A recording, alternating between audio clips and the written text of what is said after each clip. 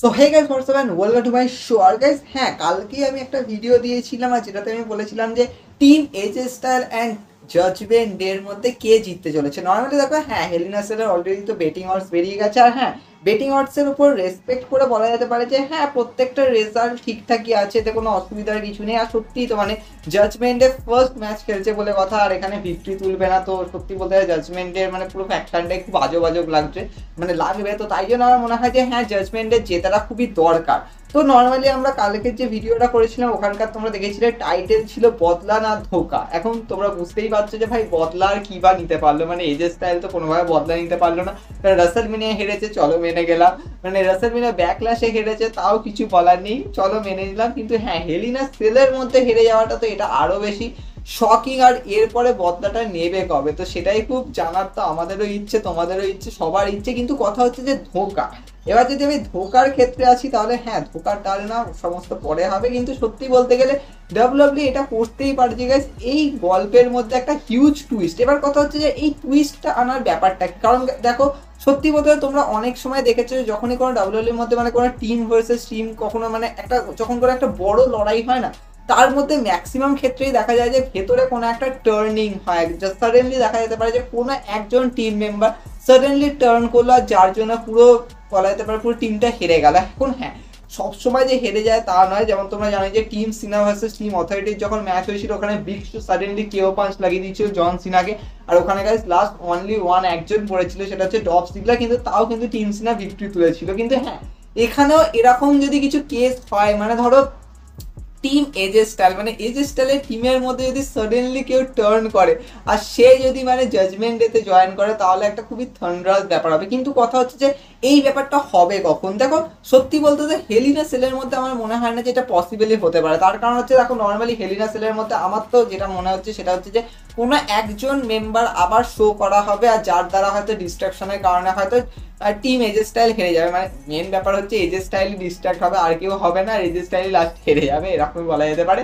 কিন্তু পসিবলি আমার এটা মনে হয় না যে হ্যাঁ, টিম এজে স্টাইলের মধ্যে কেউ হয়তো হেলিনা সেলের মধ্যে টার্ন করলো, কারণ ওটা করলে কিন্তু যথেষ্ট বেশি আজব লাগবে। কারণ তোমরা একটা টিমকে নিয়ে গেছো, সেই টিমের মানে ম্যাচই হলো, সেখানেই টার্ন হয়ে গেল, তো সেটা সব থেকে বেশি আজব লাগবে। কিন্তু হ্যাঁ, এটা হতে পারে যে হেলিনা সেলের পরে যে রটা হতে চলেছে ওই রতে গাইস টার্ন করলো, তো এটা হলে কিন্তু আরো বেশি মানে একটা খুব, দেখো নর্মালি কিন্তু ডাব্লিউডাব্লিউ এটা দরকার যে প্রত্যেকটা শোতে কিছু না কিছু নিয়ে আসা, কিছু না কিছু একটা ফ্লেভার আনা। এখন যদি সমস্ত কিছু যদি হেলিনা সেলের মধ্যেই করে দেয় তাহলে তো মজা আসবে না, না কিছু একটা তো পরের সপ্তাহের জন্য রাখতে হবে। আর এরপরে ধীরে ধীরে ধীরে ধীরে এটাকে এগিয়ে নিয়ে যেতে হবে, বলা যেতে পারে হ্যাঁ, মানে একটা রাইভেলরিকে এগিয়ে নিয়ে যেতে হবে, একটা স্টোরিকে এগিয়ে নিয়ে যেতে হবে। আর পসিবলি তো আমার মনে হচ্ছে যে এটা মানে সার্ভাইভার সিরিজ অব্দি যাবে গাইস। এবছর সার্ভাইভার সিরিজে দেখা যেতেই পারে হয়তো জাজমেন্ট ডে ভার্সেস টিম এজে স্টাইলের ম্যাচ হলো 5-on-5 ট্র্যাডিশনাল ম্যাচ। ওখানে জাস্ট যেরকম তোমরা জানো যে 5-on-5 ট্র্যাডিশনাল ম্যাচ কিরকম হয়, এলিমিনেশন থ্রুতে লাস্টের রেজাল্ট বেরোয়। তো এরকম যদি ব্যাপারটা হয় তাহলে কিন্তু যথেষ্ট বেশি ভালো ফ্লেভার হবে। আর লাস্টে যদি বোথ লিডার যদি ফেস করে, মানে এজে স্টাইল অ্যান্ড এজ লাস্টে হয়তো ফাইট করলো, আর সেখান দিয়ে হয়তো লাস্টে গিয়ে এজে স্টাইল ভিক্টরি তুললো, তো সেটা আরো বেশি একটা ভালো মানে একটা হ্যাপি এন্ডিং যথেষ্ট ভালো ভালো মানে যথেষ্ট ভালো দেবে। কিন্তু কথা হচ্ছে যে ভাই যদি মানে এরকম ভাবে যদি টার্ন করে, কারণ স্বাভাবিক তোমরা জানো যে হেলিনা সেলের মধ্যে পসিবলি আমার তো মনে হচ্ছে যে এখানে একটা নিউয়েস্ট মেম্বার অ্যাড হবে যার দ্বারা ডিস্ট্রাক্ট হবে। আর আমি অলরেডি এটা বলেছি, এটা আর কেউ হবে না আমার পসিবলি মনে হচ্ছে, সেটা হবে টোমাসো চ্যাম্পা। আর হ্যাঁ, এদিকে টোমাসো চ্যাম্পা আসার পরে হয়তো ওদিকে দেখা যাবে হয়তো মুস্তাফা আলী এলো। আর হ্যাঁ, পসিবলি টোমাসো চ্যাম্পার মুস্তাফা আলী যে ফিউডটা মানে খুবই লো অ্যাঙ্গেলে দেখানো হচ্ছে, আর এটাকে যদি একটা মানে হাই অ্যাঙ্গেলে দেখাতে হয় তাহলে আমার পসিবলি মনে হচ্ছে যে এই ফ্যাকশনের মধ্যে মানে এই দুটো ফ্যাকশনের মধ্যে ওদেরকে ঢোকানোটা কিন্তু যথেষ্ট বেশি দরকার। সেম লাইক তোমরা বলতে পারো যে ইজিক্যাল আর কেভিন ওনসের যে ব্যাটেলটা হচ্ছে, যেমন তোমরা দেখতেই পাবে যে হেলিনা সেলে হবে, আর পসিবলি এখানে ইজিক্যালের জেতার চান্সেসটা একটু বেশি আছে। কিন্তু হ্যাঁ, কেভিন ওনস যথেষ্ট বেশি ফ্রাস্ট্রেটেড হয়ে গিয়ে দেখা যেতেই পারে হয়তো জাজমেন্টে জয়েন করলো, সেদিক দিয়েও দেখা যাবে যে হয়তো ইজিক্যাল হয়তো ওই টিমে জয়েন করলো। কিন্তু পসিবলি আমি ওই সমস্ত কেসকে সাইডেই রাখছি, কারণ ওই সমস্ত কেস নিয়ে অলরেডি ডিসকাশন হয়ে গেছে, আমরা অলরেডি একটা ভিডিও দিয়েছিলাম। কিন্তু যদি তোমরা মানে ভাবো মানে যদি এখন টিম এজে স্টাইলের মধ্যেই যদি কেউ মানে সাডেনলি বিট্রে করে বা বলা যেতে পারে যদি টার্ন করে, তাহলে ব্যাপারটা কিরকম ফ্লেভার হবে। কারণ দেখো এই গল্পটাই কিন্তু আরো ভালো মতো হবে, কিন্তু ডাব্লিউডাব্লিউ জানে যে সাজাবে। কারণ ডাব্লিউডাব্লিউ জাস্ট এরকম যদি দেখি যায় যে হ্যাঁ এই টিমে একজন ঢুকছে, ওই টিমে একজন ঢুকছে, এই টিমে একজন ঢুকছে, ওই টিমে একজন ঢুকছে, তাহলে কিন্তু গ্রো হবে, কিন্তু আমাদের কিন্তু দেখার অত বেশি এনার্জি থাকবে না। কিন্তু হ্যাঁ এর মধ্যে যদি একটা গল্পের টুইস্ট আসে তাহলে কিন্তু যথেষ্ট বেশি দেখার কিন্তু পসিবিলিটি থাকবে।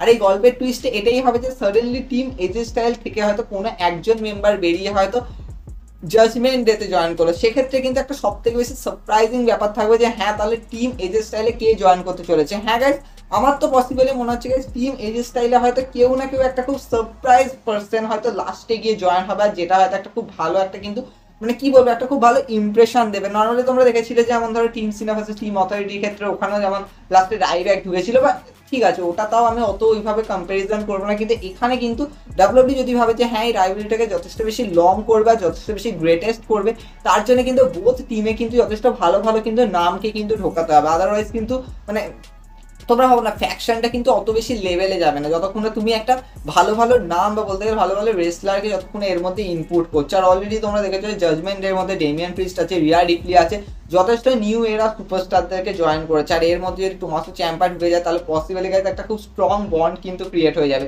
কিন্তু তোমরা ভাবো যদি জাজমেন্ট ডে এর মধ্যে যদি আরও একজন জয়েন হয় আর সেই পার্সেন্টটা যদি টিম এজে স্টাইলের মধ্যে থেকে হয় তাহলে কিরকম লেভেলের হবে। হ্যাঁ এবার তোমরা বলবে যে ভাই টিম এজে স্টাইলের মধ্যে কে কে আছে, দেখো এজে স্টাইল নিজে আছে, কিন্তু পসিবলি এজে স্টাইল তো নিশ্চয়ই জয়েন হবে না, এটা খুবই অবভিয়াস ব্যাপার। কিন্তু পসিবলি গাইজ এটা তো হতেই পারে যে লিভ মর্গান আর ফিন ব্যালারের মধ্যে কেউ জয়েন হলো। এবার দেখো লিভ মর্গানের ক্ষেত্রে ব্যাপারটা কিরকম হবে, মানে লিভ মর্গান অলরেডি তোমরা দেখেছো যে মানে অলমোস্ট 1 বছর ধরে তো ভাই ফেস টানেই ছিল। এখন হ্যাঁ লিভ মর্গানকে যদি সাডেনলি মানে তোমরা মানে লিভ মর্গানকে যদি সাডেনলি যদি জাজমেন্ট ডেতে ঢোকায় তাহলে কিন্তু কোনো মানে দাঁড়াবে, কারণ অলরেডি কিন্তু ওই মানে ফ্যাকশনের মধ্যে অলরেডি একটা ফিমেল সুপারস্টার আছে। যদি আরেকটা ফিমেল সুপারস্টারকে জয়েন করে তাহলে কথা হচ্ছে ভাই জয়েন করার লাভটা কি হবে, মানে ওখানে বিট্রেটা হলো কিভাবে সেটাই তো কিছু বোঝা যাচ্ছে না। কারণ একটা ফিমেল সুপারস্টার উপরে অ্যাটাক করবে বা কিছুভাবে একটা করবে, কিন্তু এখানে তো ভাই দুটো ফিমেল সুপারস্টার মানে এক জায়গায় চলে এলো, তাহলে টিম এজে স্টাইলের টিমে মানে আর কোনো ফিমেল সুপারস্টার দরকারই বা কেন, আর যদি দরকার হয় তাহলে কে হবে সেটা নিয়ে প্রচুর বেশি চুল ছেঁড়াছিড়ি ব্যাপার হয়ে যাবে। কিন্তু পসিবলি যদি তোমরা ভাবো যে ভাই যদি সেই মানুষটা দ্য প্রিন্স ফিন ব্যালার যদি টার্ন করে, কারণ তোমরা দেখেছো যে এনএক্সটির মধ্যে কিন্তু নর্মালি ফিন ব্যালারের যে ওভারঅল যে ক্যারেক্টারটা কিন্তু অ্যাজ এ হিল টার্ন হিসেবেই থাকতো, যখন এনএক্সটিতে ব্যাক করেছিল, তারপরে যখন আবার মেন রস্টারে এসেছিল আবার তো ফেস টার্নে এসেছিল যেমন রোমান রেন্সকে ফেস করা। কিন্তু পসিবলি গাইজ এটা আমার মনে হচ্ছে যে ফিন ব্যালারকে হয়তো একবার হয়তো মেন রস্টারে গিয়ে হিল টার্ন করাটা খুব দরকার, আর তাহলেই কিন্তু একটা মানে ভালো ফ্লেভার পাবে। কারণ দেখো তোমরা দেখেইছো যে ভাই ফিন ব্যালার এনএক্সটিতে কেমন কাজ করেছে, ভাই আমার তো মনে হয় ভাই ডাব্লিউডাব্লিউ কে দেখা উচিত যে ভাই সেই মানুষটা এনএক্সটিতে কিরকম কাজ করেছে, তো সেটাকে এখানে তুলে আনা দরকার, নাকি মানে এখানে তুমি একটা আলাদাই ব্যাপার করে দিলে, মানে এখানে কি বলবো ভাই ডিমন ব্যালারের পুরো স্ট্রিক ওভার করে ছেড়ে দিলে মেন রস্টারে, তো কিছু বলার নেই। কিন্তু পসিবলি যদি ফিন ব্যালার টার্ন করে তাহলে কিন্তু আলাদাই একটা লেভেলের হবে, আর এখানে কিন্তু আমাদের দেখার যথেষ্ট বেশি মজা আসবে। কারণ ফিন ব্যালার যে পার্সেন্টার সাথে মানে এজে স্টাইলে যথেষ্ট ভালো একটা বলা যেতে পারে একটা খুব ভালো মানে বন্ডিং আছে, সেই বন্ডিংটাকে ব্রেক হয়ে গেল, আর সেক্ষেত্রে এজে স্টাইলের টিমে এমন কে জয়েন হবে যে মানে ওই টিমটাকে যথেষ্ট বেশি স্ট্রং করে তুলবে, তো সেটা দেখাটা কিন্তু যথেষ্ট বেশি আগ্রহী হবে।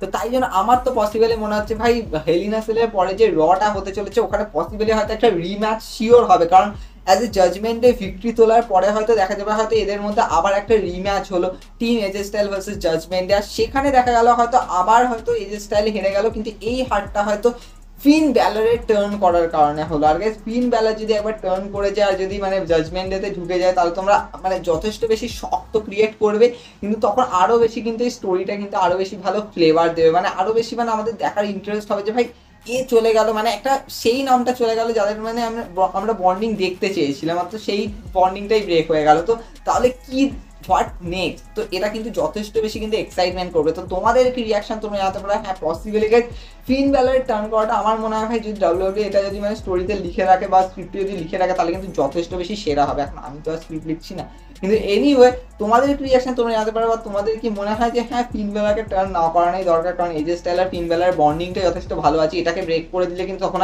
আর দেখতে আরো বেশি ফ্লেভার তো আসবে, কিন্তু তখন আরো বেশি এক্সাইটমেন্ট ডাবল ট্রিপল হয়ে যাবে। কিন্তু আমি বলে দিচ্ছি, আমি আগেও বলেছি যে এটা কিন্তু যথেষ্ট বেশি একটা কিন্তু ড্রিম লেভেলের কিন্তু ব্যাটেল হবে, বা বলতে গেলে একটা ওয়ার হবে, মানে টিম সিনা ভার্সেস টিম অথরিটির মতো কিন্তু এরকম ভাবে একটা ওয়ার ক্রিয়েট করা হচ্ছে, তাই এটাকে কিন্তু যথেষ্ট বেশি আন্ডাররেটেড করাটা কখনোই উচিত না। তাই টিম এজে স্টাইল আর জাজমেন্টের ব্যাটেলটা কিন্তু যথেষ্ট বেশি সেরা হবে। তোমাদের রিয়াকশন তোমরা জানাতে পারো। হ্যাঁ গাইস আমাদের চ্যানেলে আরো অনেক কিছু আসবে, দেখা হবে নেক্সট শো।